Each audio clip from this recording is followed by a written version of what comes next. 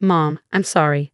I've been thinking I might need to drop out of college. I just can't afford it anymore. What do you mean? Shouldn't you be able to get by with $3,000 a month? Isn't what I send you enough? Wait, Mom, you've never sent me anything, have you? Her shocking words hit me like a punch. I was sure I'd been sending her money every month. There was only one explanation for this. Anger started to boil up within me. My name is Beatrix. I lost my husband early and have been raising my daughter Anita all by myself. Our life together has always been a stretch. I never had time or money to worry about my appearance. Did I look so miserable? Occasionally, my mother-in-law would look at me with disdain. Beatrix, can't you at least try to improve your stuff a little? Your hair, your clothes, you look well. A bit shabby. I'm sorry, I'll try to do better. It hurt to be criticized, but she was right. I had no choice but to accept her words. I never let myself get angry or snap back at her. In the spring of a certain year, my daughter Anita was accepted to her dream college. It was a far commute from home, so she decided to live on her own. Anita, I'll do my best to send you money, so you have to do your best to study. Don't push yourself too hard. Remember, your health comes first. Mom, that's my line. I'll work part-time too. Don't worry about sending you money. Her thoughtful words filled my heart. Anita had grown up to be such a kind child, even though our life had been tough compared to her friends and other families. I wanted to support Anita and make her college life as fulfilling as possible. I didn't want her to worry about money, so I worked harder than ever before. $3,000 a month, that was my goal. If I could send her that much, she wouldn't have to work a part-time job. My mother-in-law noticed my efforts and spoke to me. So you're sending money to Anita. Can you really afford it? I hope it doesn't mean less for us. You know we rely on your support. I had always been grateful to my father-in-law when he was alive, and after his death, I continued to support my in-laws out of gratitude. Don't worry, I've taken on more jobs, so I'll still be able to give you your share. Oh, I see. That's fine then. After losing my husband, my income was unstable, and I guess my mother-in-law was worried. I understood her concern, so I never thought about reducing my contribution to my in-laws. Supporting my in-laws and sending money to Anita, it was more than $3,000 in total. Still, I managed to send it all, even if it meant cutting back on my own food and clothing expenses. Working all day and night was tough, but the messages from Anita always encouraged me. Mom, I've made friends. Mom, there's this weird professor, but the class is so interesting. Mom, I didn't do well in class today and got scolded, but I'll keep trying. Reading such innocent messages from Anita, I could sense she was enjoying her college life. Any exhaustion I felt just blew away. I felt proud of myself, believing that my hard work was for her happiness. But over time, messages from Anita became less and less frequent. A few months later, her cheerful messages had stopped completely. Whenever I reached out with worry, she would only respond with a short, "I'm okay." Could it be that she was having so much fun at college that she had forgotten about her mother? Or maybe she had found a boyfriend and was focusing only on him. One day, when I was brooding over such thoughts, suddenly my phone rang. It was Anita. "Hello, Anita. What's up? You called suddenly." It was unusual for her to call. Maybe it was because we always have face-to-face conversations at home. But Anita rarely called, even after she started living alone in college. Most of her contact with me was through text messages. "Yeah, I'm sorry, Mom. What happened? Is there something wrong?" Anita sounded down. I could tell something was wrong, so I focused on her voice coming from my smartphone. I ran out of money. I'm thinking maybe I should quit college." "What?" Anita's words were so unexpected that I couldn't help raising my voice. "What do you mean you're out of money?" "I'm sorry. I tried my best." Anita's voice was trembling as if she was about to cry. I had been sending her $3,000 every month without fail. It wasn't enough for luxury, but she shouldn't be struggling to the point of having to quit college. She was also supposed to be working part-time. I never imagined that she would say she was out of money. Could she have gotten involved with some bad friends and skipped studying to spend all her money? I thought about it for a moment, then shook my head. That's not like Anita. "Anita, it's okay. Take a deep breath and tell me what happened." "Yeah, I was trying to make ends meet with rent, groceries, and what I made from my part-time job. I had to dip into my savings, and now that's all gone too. I'm sorry, Mom. I'm really sorry. Hold on a second. What about the money I send you every month? That should cover your rent and living expenses, right? No matter how I thought about it, the math didn't add up. If Anita was spending her salary and my remittances and even had to touch her savings, something was seriously wrong. But from her tone, she didn't seem to be lying. When I asked her, Anita seemed confused. Mom, you never sent me any money, did you? What did you just say? Anita's words were so shocking that I found myself shouting again. That's impossible. I've been sending you $3,000 every month. Did you check properly? Are you sure there's no money in your account? There's nothing. I've been keeping a close eye on my banking card. If you'd sent me that much money, I definitely would have noticed. The shock hit me like a punch to the head, making me feel dizzy. It was clear that Anita hadn't been receiving the money, and it was causing her a lot of trouble. You don't need to drop out of college. I'll send the money right away, so don't worry. Do you have something to eat today? Are you okay? You're not getting sick, are you? I'm fine. I switched to a job where I get meals, and my friends have been worried about me. They've been sharing some food with me. That's great. You have good friends. We need to thank them next time. But Mom, you're already having a hard time. I don't want you to struggle anymore because of me. So that's why you didn't tell me until the situation got this critical. Thank you, but listen, seeing you in such a difficult situation is much worse. So please leave the rest to me. With that, Anita finally let out her emotions and started crying. I wondered when was the last time I heard her cry like this. After comforting Anita and hanging up the phone, I immediately took action. Driven by growing anger, I decided to confront my mother-in-law, who lived nearby. Oh my, what's the matter, Beatrix? Showing up without a call? How rude. Never mind that. What have you been doing with the money I've been giving you each month? What? That money is for living expenses. As soon as I mentioned the money, I noticed my mother-in-law's face twitch for a moment. I'm talking about the money for Anita. I was giving that to you too, right? The remittance to Anita was not directly transferred by me into her account. I've been handing it directly to my mother-in-law, who offered to make the transfer herself when she learned it was for Anita. So I have been giving you an additional $3,000 for Anita's remittance. I would have declined if it was only about transferring the money, but there was a reason I didn't. That's because she said, I want to contribute to my granddaughter too. That's what you said, right? I trusted you and gave you the money, but what do you mean you didn't transfer it? My mother-in-law had convinced me with that.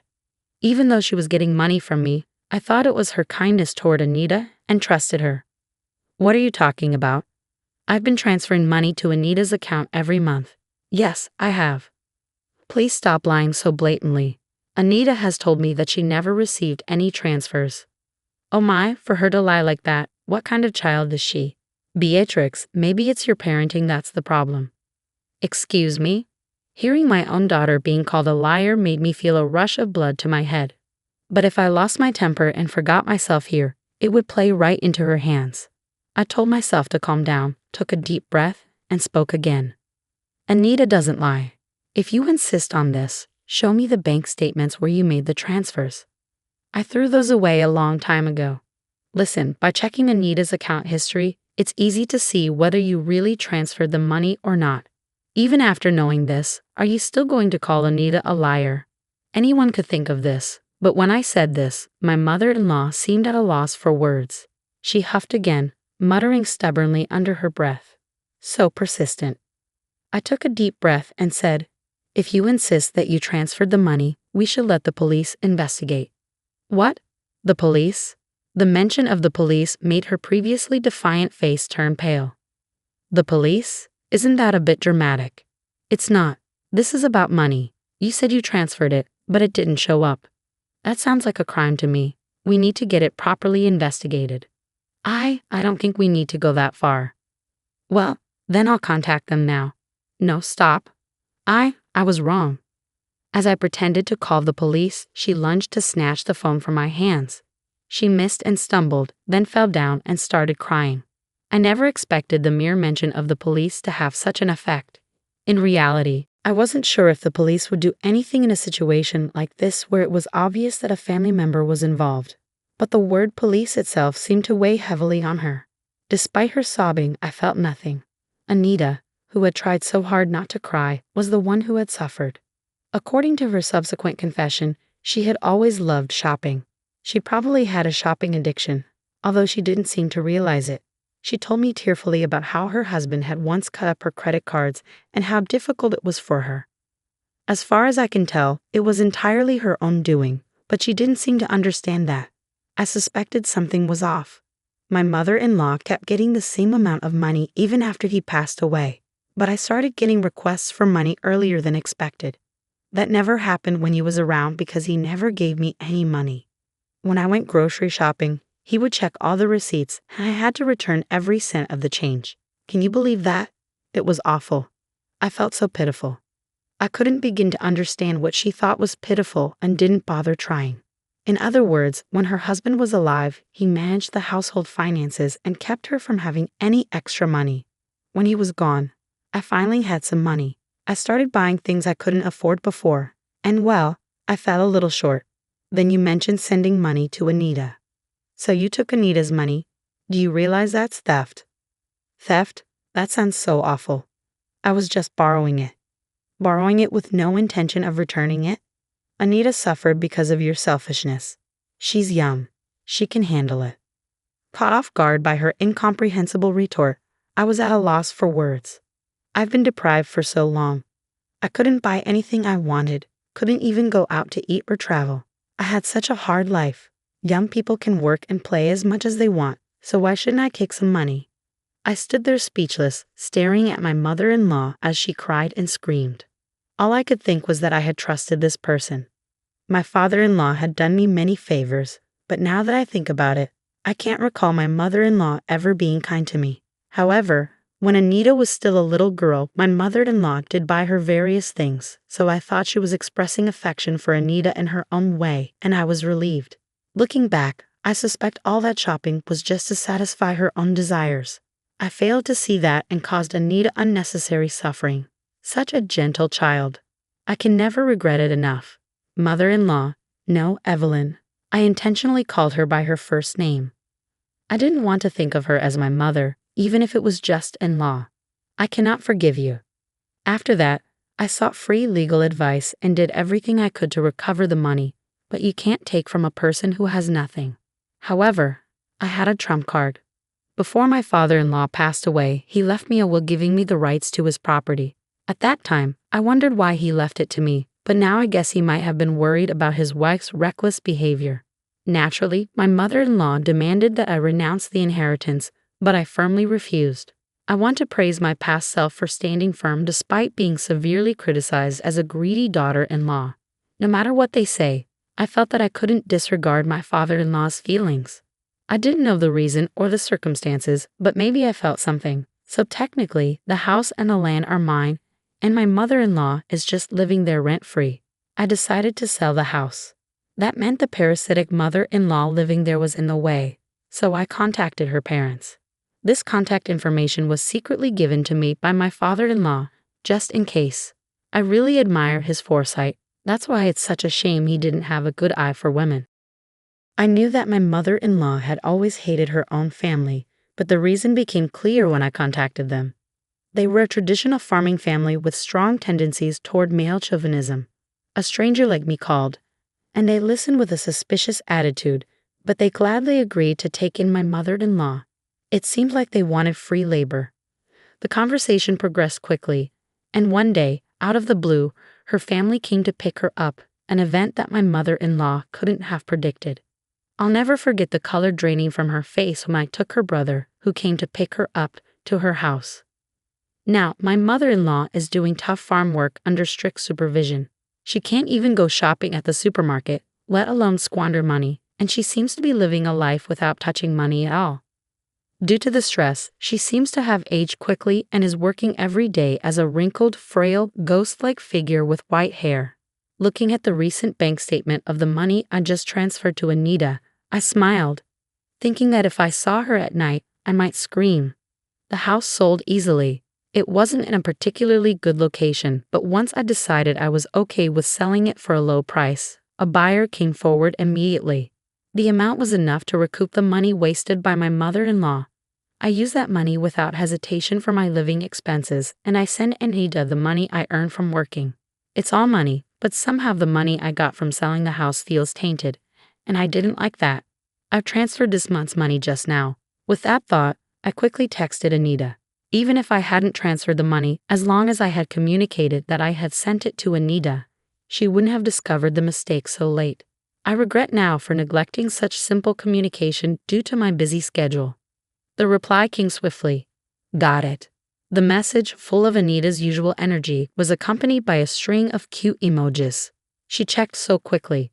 But these days, it seems you can easily check your bank balance on your mobile phone. I don't understand it at all, so I can only admire the adaptability of the young. Since then, Anita started sending messages frequently again. With the money reliably reaching her, her life must have become stable. It's clear from her texts that she's energetically continuing college without quitting. While I was feeling pleased, another message arrived from Anita. Looking at it, my eyes widened and I broke into a grin. Mom, there's someone I want you to meet. I didn't expect this day to come. It was all worth it. I can't sit around. I need to prepare something good. I changed my plan and headed to a high-end supermarket I don't usually go to.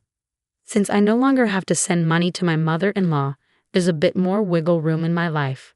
I've even been able to quit a few of the jobs I was juggling. I wonder what kind of food my daughter's partner likes. With a bit of premature speculation, I laughed. In the near future, I plan to invite the fresh-faced couple to our home and treat them with the best hospitality I can muster.